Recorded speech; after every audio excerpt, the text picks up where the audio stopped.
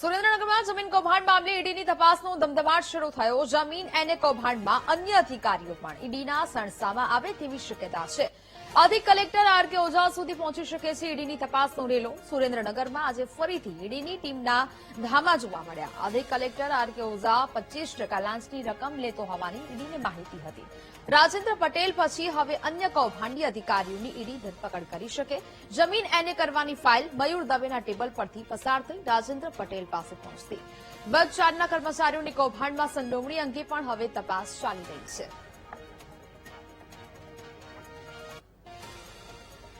સંવાદદાતા Sachin phone line પર જોડાયા છે. સચિન, સુરેન્દ્રનગરમાં આખું જમીન કૌભાંડને હવે અન્ય ખુલાસાઓ થઈ શકે, અન્ય લોકોની પણ સંડોવણી બહાર આવવાની શક્યતાઓ છે. શું અપડેટ?